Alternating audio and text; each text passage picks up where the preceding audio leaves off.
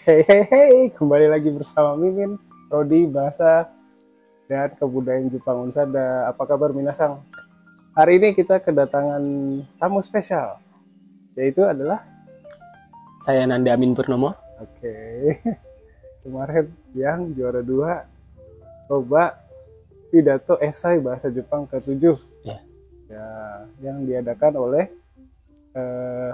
oleh Yayasan Lalu Lintas Komaru kerjasama dengan Persada Hiroshima University Joint Project Center yang ke-7.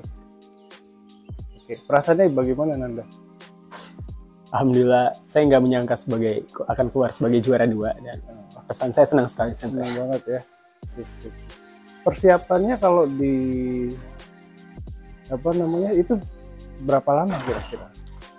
Persiapan saya dalam membuat teksnya itu kurang lebih 1,5 bulan. 1,5 bulan. Dan kebetulan pada bulan November kemarin itu saya juga ada acara seminar internasional simposium mewakili Unsada di Universitas Brawijaya. Jadi saya cuma punya waktu latihan untuk merubah dan menghafalkan serta gladi resik atas teks saya itu cuma kurang dari 1 bulan, kurang lebih 3 minggu Sensei. Kurang lebih ya. Ya, kurang lebih 3 minggu. Ya, latihannya selain kan waktu itu kita latihannya saya ajak Nanda keliling kelas ya waktu itu, mungkin teman-temannya juga ada yang pernah nonton Nanda pidato di kelas ya.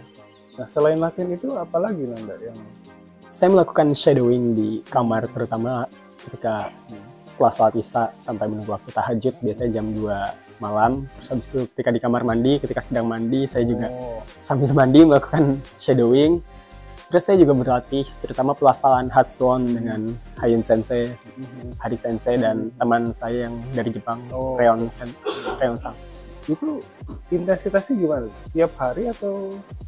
Untuk shadowing saya melakukan setiap hari, tapi kalau misalnya berlatih Hatsuon dengan Hari Sensei ataupun Hayun Sensei dan Reon Sang itu sekitar 1 minggu 2-3 kali.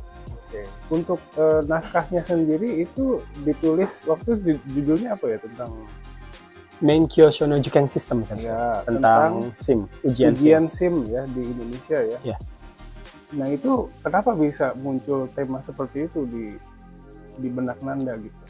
Jadi dulu sewaktu saya lulus SMA, saya pergi mengambil SIM dan di situ banyak calo yang menawarkan untuk nembak SIM, bahkan dari pihak kepolisiannya sendiri gitu.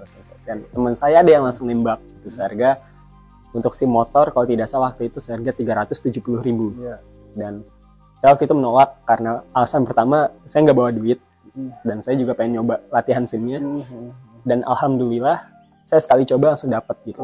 Dan ternyata setelah saya pikir SIM di Indonesia tuh ujiannya nggak sesulit yang dibicarakan oleh orang-orang gitu, hanya ujian tulis dan ujian praktek mengendarai motor. Sedangkan kalau kita bandingkan dengan ujian SIM di Jepang, mereka lebih rumit, lebih ribet, dan mereka juga harus mendaftar ke sekolah pengemudi dulu, dan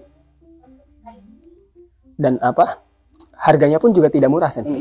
Untuk SIM mobil sendiri saya tahu dari Reon Sang itu sekitar 40 juta untuk mengambilnya. 40 juta rupiah kalau dirupiahkan. Oh, kalau dirupiahin ya. Iya. Iya sih.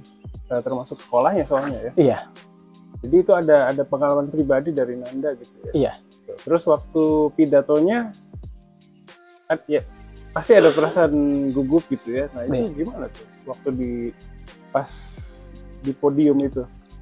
Kalau saya punya kebiasaan yang bisa dibilang ini kebiasaannya agak buruk sih. Kalau misalnya saya lagi gugup, saya gigit lidah saya sampai berdarah biasanya. Aduh. Kayak ini ada sariawan baru di sini. Jadi kemarin. Iya, jadi alhamdulillah kemarin waktu di podium itu saya tidak gugup karena ketolong rasa sakit yang di lidah jadi saya. ngalihin ininya ya, gugupnya ke arah situ gitu ya. Itu kan habis pidato ada sesi tanya jawab ya. Nah, itu pertanyaannya apa sesuai prediksi Nanda atau gimana? Satu sesuai dengan prediksi saya, satu lagi sebenarnya hampir sesuai dengan prediksi saya, tapi beliau Yanamoto Sensei menanyakan suatu hal yang lebih spesifik dan kalau bisa saya bilang nada bicaranya sangat cepat sekali, jadi waktu di depan itu saya agak sulit menangkapnya gitu. Tapi alhamdulillah saya bisa menjawab di bagian. Kalau nggak salah pertanyaannya itu kan harus, kata Nanda di pidatonya bilang harus diketatkan lagi gitu ya ujiannya. Nah, konkretnya tuh gimana sih gitu ya? Konkretnya saya harus seperti bagaimana? Apakah saya harus seperti di Jepang atau membuat sistem baru sendiri? Iya. Kalau saya kayaknya zaman kuliah dulu nggak punya keberanian kayak Nanda kayak sekarang ya. Aduh, makanya saya respect banget sama mahasiswa yang bisa tampil di lomba pidato gitu. Terima kasih banyak Sensei. Nanda ini dapat hadiah apa aja nih kemarin? Saya dapat plakat ya, ini ya plakatnya ya. Ini peringkat 2 dan sertifikat. Terus ada sertifikat ini ya, sertifikat. Terus apa lagi? Dapat iPad Sensei. Saya juga mau. Ini iPad-nya generasi 10 tapi dari Jepang. Iya, baru keluar bulan lalu. Dan kebetulan yang untuk juara 2 dapat yang kapasitas 256 GB. Iya, itu saya denger banget tuh. Aduh, gede banget, keren banget. Iya. Keren banget, guys. Iya. Udah dipakai dong sekarang? Udah Sensei. Udah. Oke. Ya, gimana perasaannya Nanda dapat dalam apa namanya? Saya tahu Nanda itu selain untuk lomba pidato ini kan nyiapin untuk presentasi juga kan di seminar ya di Universitas Brawijaya ya. Nah, itu dalam kesibukan itu terus apa namanya? Ada kuliah juga, terus akhirnya selesai gitu ya. Terus dapat hadiah pula, ceritain perasaannya gimana terus? Pertama untuk yang seminar itu saya sebenarnya kaget Sensei. Jadi tanggal 6 Oktober, oh tidak salah, tiba-tiba Hayun Sensei ngechat saya, Nanda mau ikut ini enggak, seminar internasional gitu. Ya boleh Sensei gitu. Karena saya tidak membaca teksnya secara full gitu. Jadi saya cuma jawab boleh Sensei gitu. Dan posisi saya waktu itu sedang di jalan Sensei. Jadi saya cuma asal menjawab ya, dan setelah itu tiba-tiba teksnya maksimal dikumpulkannya 31 Oktober dan saya waktu mengecek tanggalnya itu 25 hari lagi dong gitu. Nah, terus saya akhirnya kerja, terus habis itu setelah mendekati Oktober, akhir Oktober saya mengumpulkan teksnya, lalu di situ saya latihan gitu. Saya kira simposiumnya itu bakal menggunakan bahasa Indonesia, ternyata menggunakan bahasa Inggris. Dan akhirnya saya berlatih bahasa Inggris saya lagi, terus habis waktu tampil ternyata anak Universitas Brawijaya sendiri itu tidak menggunakan bahasa Inggris, melainkan menggunakan bahasa Indonesia. Dan dalam simposium itu yang di ruangan saya, ruangan Bima, yang menggunakan bahasa Inggris hanya saya. Lalu sewaktu pulang, saya langsung diajak seminar lagi di Jakarta sama Insan. Oh gitu? Iya. Seminar lagi. Jadi pembicara juga? Enggak, jadi peserta doang. Ya, peserta. Dan dapat dapat tas sama yang lain, baju juga sih Sensei. Dan sehari setelahnya saya langsung dapat fokus skripsi, nge-convert teks saya jadi skripsi gitu kan, bahasa Indonesia. Terus habis itu berlatih teks pidato lagi dan ke rumah teman saya yang di Jepang, yang Jepang itu namanya Reon-san. Berlatih teks pidato, melakukan shadowing, jadi kurang lebih waktu untuk berlatih pidato saya itu hanya 3 minggu saja. Tapi di 3 minggu itu intens ya, intens banget, dan alhamdulillah jadi dapat alhamdulillah. Jadi tadi Nanda sempat minta maaf, saya maaf nggak juara 1. Kalau saya pribadi ya, saya ngelihat Nanda di depan itu aja udah seneng banget gitu. Jadi udah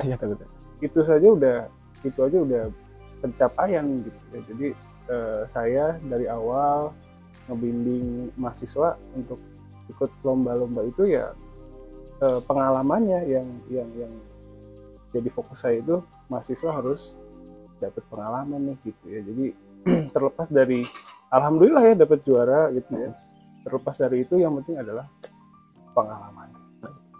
Dan sebenarnya saya juga nggak duga gitu. Sebenarnya saya ikut lomba pidato ini karena waktu itu dibilang sama Sensei untuk teks yang lolos dari Universitas Dharma Persada akan mendapatkan sertifikat dari Universitas Hiroshima. Saya awalnya cuma ngincer sertifikatnya doang gitu.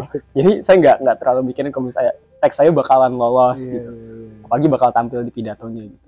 Terus kan setelah lolos, kan ada seleksi lagi kan ya saya dari ada. Hiroshima, dan saya pikir saya bakal gagal di situ.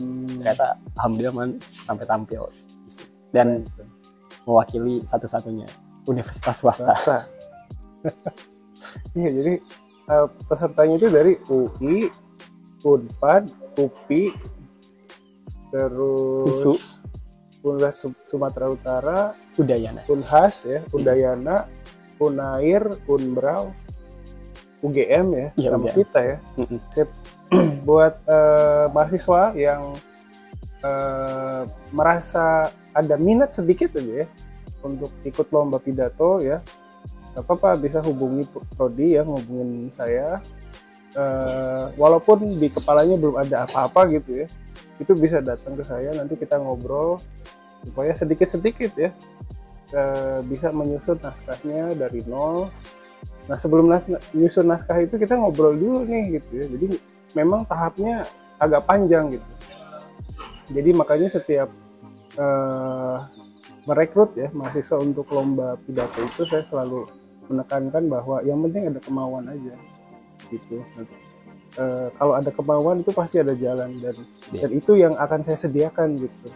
Prodi ini sediakan untuk mahasiswa. Gitu. Mungkin itu aja hari ini, Nanda. Terakhir pesan buat Kohainya kira-kira apa? Temennya Kohainya. Mau sesibuk apapun, kalau misalnya ada peluang apa kesempatan, ambil aja dulu. Masalah lulus atau enggak belakangan. Oke, mantap. Ya, itu aja konten kayaknya podcast yang pertama kayaknya ya. Iya. Yang seperti ini modelnya ya. Oke. Kali ini ya itu dulu sementara ini.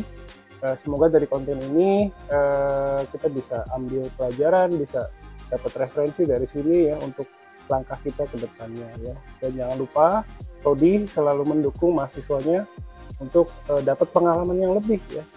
Selama mahasiswa ada di kampus ini ya. Tapi kalau udah keluar juga boleh sih. Ya, ada program. Ya, makasih.